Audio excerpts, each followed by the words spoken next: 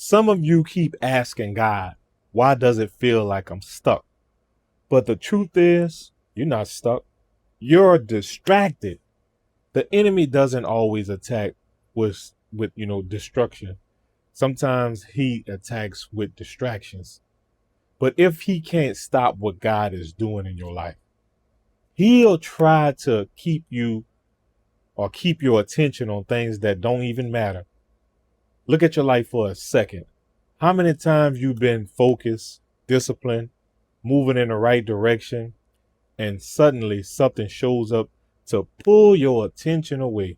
Like, for instance, a drama, arguments, old relationships, stuff on a job, social media, negativity, doubt in your mind. And before you know it, that focus that you had is gone. That's not random. That's a strategy. The enemy understands something people don't realize.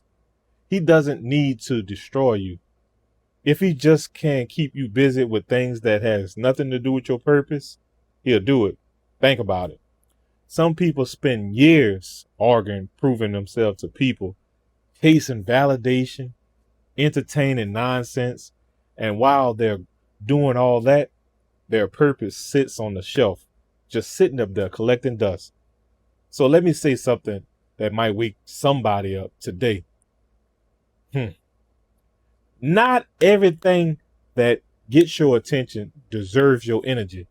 Some battles are assignments, like I said before, but some battles are actually distractions. And the enemy hopes you can tell the difference. He don't want you to tell the difference.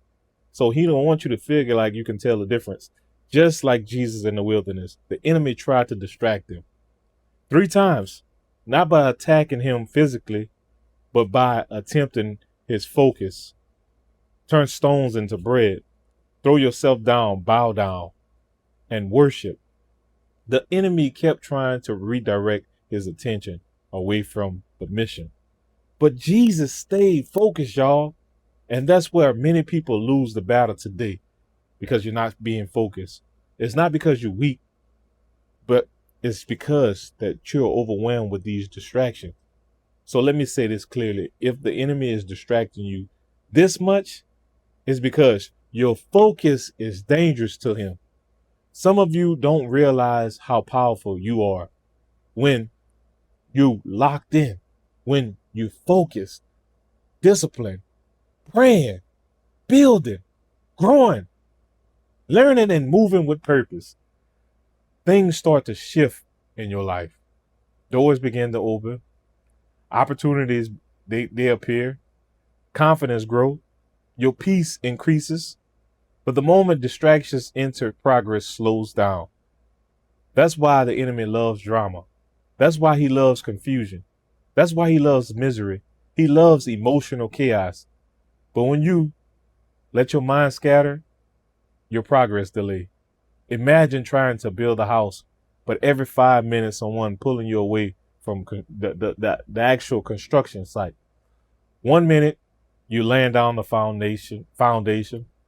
The next minute someone calls you into an argument. Then social media pulls your attention. You're on your phone on your break. Then someone brings gossip to you. Then doubt enters your mind. See, eventually that house is going to take years to finish. Not because you couldn't build it, but because you kept leaving work. Some of you needs to hear this right now. Your breakthrough is on the other side of your focus. Not on the side of arguing with people. Not on the side of proving yourself. Not on the other side of entertaining distractions. It's on the side of discipline, focus, prayer, consistency. The Bible says in James, a double-minded man is unstable in all his ways. See, that means when your mind is constantly divided, pulling in different directions, progress becomes difficult for you. But when your mind is locked in, your life begins to move differently. So listen to me, fellas, and listen to me, ladies. Some of you need to start protecting your focus like it's a treasure. I mean it. Stop responding to every message. Stop checking every comment. Stop reacting to every opinion about you. Stop entertaining every distraction that enters your life. Because every time you give it the energy or energy to that nonsense, it takes you away from your purpose. So let me ask you something while I got your attention. Honestly, how much time have you lost responding to things that don't deserve your attention? How much progress you have delayed because someone pulled you into a drama, to mess, to gossip? How many times opportunities have been missed because your mind was scattered? It's time for y'all to change. It's time for you to get your focus back again. When God gives you something or gives someone a calling, the enemy immediately sends distraction. Do you hear me? When God starts elevating someone, distractions, they gonna increase. When you start getting serious about your purpose, distractions, they multiply. Not because you're doing something wrong. It's because you're doing something right. And the enemy hopes you lose focus before the breakthrough arrives, before you actually get your breakthrough. Ain't that something? But I want to encourage somebody right now to stay focused, stay disciplined. You got to stay locked in, because the moment you remove those distractions, your progress will accelerate so high. The peace you've been looking for will increase. The growth that you've been praying for will appear. And the life God is building for you will start becoming visible. Remember this. The enemy can't stop what God has planned for your life. What he planned for you, he can't stop. But he will try to distract you long enough that you stop yourself. Don't let that happen. Protect your focus, guard your peace, guard your heart, and keep moving forward, because the purpose God placed on your life, the favor God placed on your life, is bigger than any distraction that he sends against you.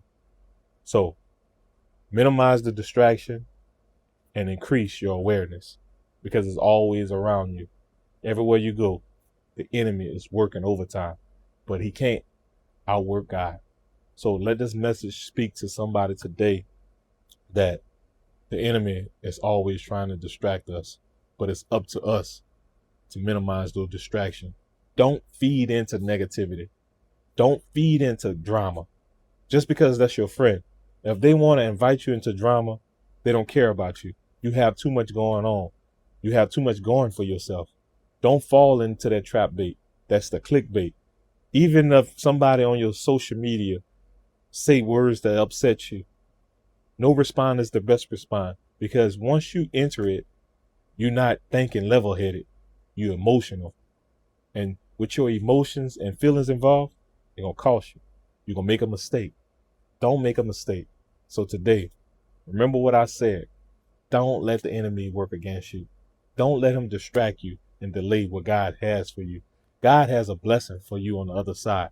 Keep going forward. Keep looking forward. Keep looking up from where your help comes from. And your help comes from God. Don't let nobody tell you different. Believe in God. Hey, that's my time. Like I say, I hope you enjoyed this video. And if you're new to the channel, make sure you hit the subscribe button. Turn on your post notification so you don't miss any video that I post. And if you're looking for a place to feel like you have some type of discipline, Faith Talk University is the place to be. Hey, if you want to join, it's in my description. And I have an ebook, a digital product called You're Not the Problem, to help you to actually rebuild clarity in your life. So if that's something that you're looking forward into, or more information, hey, send me an email and I'll be there to answer that email shortly. Blessings.